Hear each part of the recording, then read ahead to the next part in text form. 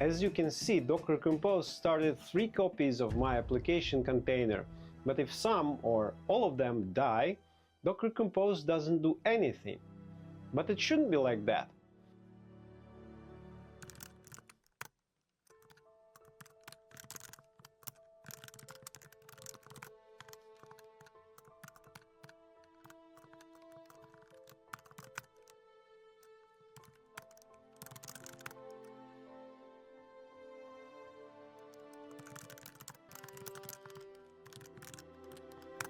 Now, if the PID1, the main process of a container, dies, Docker Compose will immediately spawn a replacement.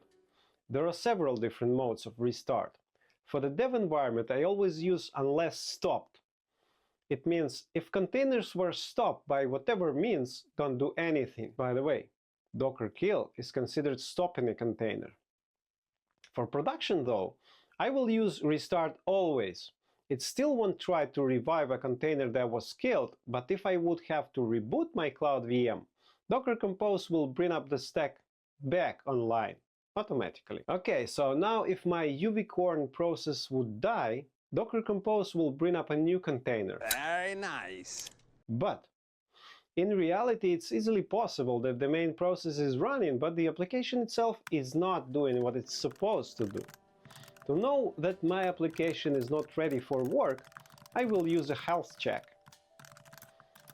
In my FastAPI code, I've added /health endpoint that tries to execute a dummy SQL query on the database. This allows me to check if the dependency of my application is reachable and can process queries.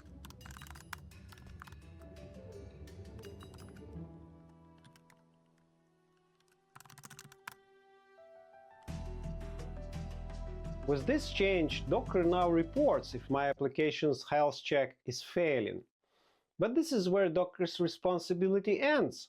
By itself, it can't do anything with this information. To make health check reporting actionable, I need another container. Interesting to note, this container has network mode set to none, which means that Docker Compose won't attach network interface to it. And that's fine, because all that the unhealth container needs to work is the access to the Docker Server API, and it uses a Unix socket for that.